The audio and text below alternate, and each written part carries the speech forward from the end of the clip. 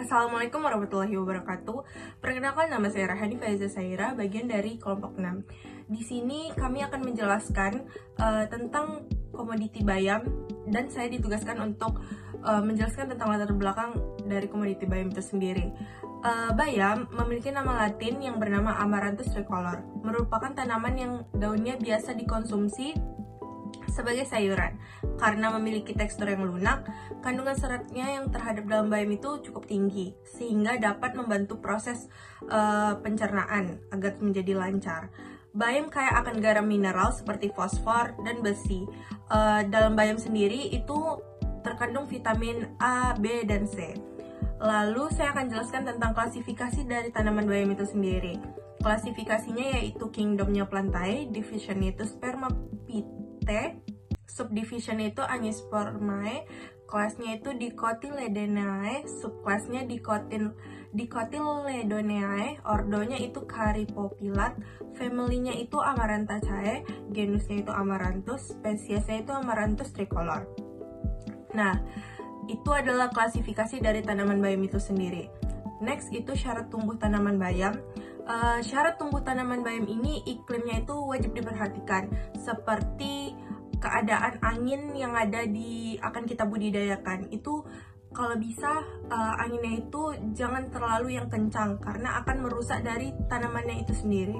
Selanjutnya itu bayam ini lebih spesifik cocok untuk ditanam di dataran tinggi karena syarat tumbuh tanaman bayam ini dia butuh kandungan mineral dan air yang cukup tinggi. Jadi kenapa harus di dataran tinggi? Karena curah hujan di dataran tinggi itu biasanya lebih tinggi. Jadi curah hujan yang biasa rata-rata ditanam itu lebih dari 1.500 mm per tahun. Tanaman bayam juga cukup memerlukan cahaya matahari yang penuh, karena kalau misalnya bayam kurang dari cahaya matahari, itu bisa mempengaruhi tumbuhnya. Kadang tumbuhnya itu kurang optimal karena kalau misalnya tidak diimbangi dengan cahaya matahari yang penuh, bisa jadi tanaman bayam itu sendiri kurus hasilnya dan lainnya. Terus suhu udara sendiri yang harus diperhatikan itu berkisar 16-20 derajat Celcius, dan kelembapan udaranya sendiri yang cocok untuk ditanami bayam itu sekitar persentasenya itu 60-40%. Oke, baik, selanjutnya ada teknik budidaya tanaman. Nah, pada teknik budidaya tanaman ini itu yang pertama ada pembukaan lahan.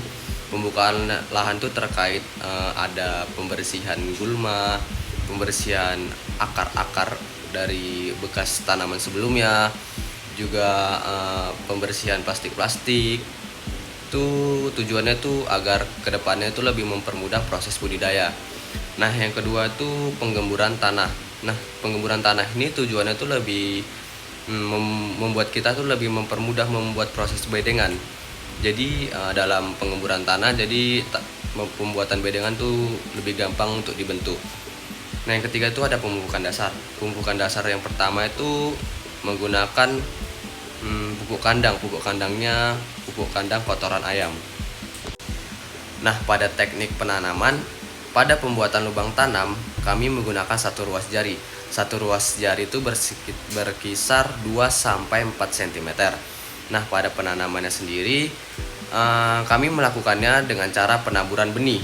Penaburannya benih itu sesuai dengan bedengannya, tidak berserakan. Nah, pada pemeliharaan tanaman bayam, yang pertama itu ada penyiangan gulma. Pada penyiangan gulma kami melakukan secara rutin sebelum menyiram di sore hari. Yang kedua itu melakukan penyiraman. Nah, kami melakukan penyiraman tuh di pagi hari sebelum berangkat ke kampus dan juga sore hari setelah pulang ke kampus. Kemudian itu ada pemanenan bayam. Waktu panen yang ideal bayam ini adalah saat tanaman berumur 4-6 minggu dan menunjukkan ciri-ciri seperti daun lebar berwarna hijau segar dan batang yang kokoh. Kemudian itu ada pasca panen bayam.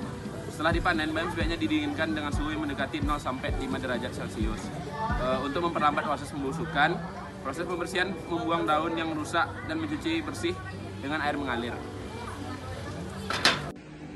Nah, selanjutnya untuk perbanyakan tanaman secara vegetatif itu adalah proses perbanyakan tanaman dengan menggunakan akar, batang, umbi ataupun pucuknya untuk menghasilkan tanaman baru yang memiliki sifat yang sama dengan induknya. Nah, terdapat beberapa kelebihan dari perbanyakan secara stek ini. Yang pertama adalah memiliki sifat yang sama dengan induknya. Yang kedua, dia cepat berbunga ataupun cepat berbuah ketika tanamannya ini masih pendek. Nah, yang ketiga, tanamannya masih bisa dapat tumbuh dengan baik pada tempat yang permukaan air tanahnya dangkal karena tidak mempunyai akar tunggal. Nah, sayangnya terdapat beberapa kekurangan, diantaranya sulit untuk memperoleh banyak tanaman dari satu pohon induk. Yang kedua, jika ada angin kencang, dia akan gampang roboh gitu ya. Dan yang ketiga, pada musim kemarau panjang akan sulit mendapatkan air karena akarnya yang dangkal. Nah, cara kerja dari perbanyakan vegetatif stek ini adalah yang pertama memotong cabangnya secara miring di bagian atasnya, kemudian di bagian bawahnya itu secara horizontal. Kemudian yang kedua mengaplikasikan zat pengatur tumbuh. Nah, yang kita gunakan itu kan bawang merah ya untuk merangsang pertumbuhan akar. Nah, yang ketiga kita tancapkan ke media tanam, dan yang terakhir dilakukan penyangkupan dengan menggunakan plastik kaca gitu ya, kemudian diikat yang bertujuan untuk melindungi tanaman dari udara bebas, menjaga kelembapan, mencegah serangan hama dan penyakit, serta mengurangi intensitas cahaya matahari, di mana ini berguna untuk merangsang pertumbuhan akarnya. Sekian.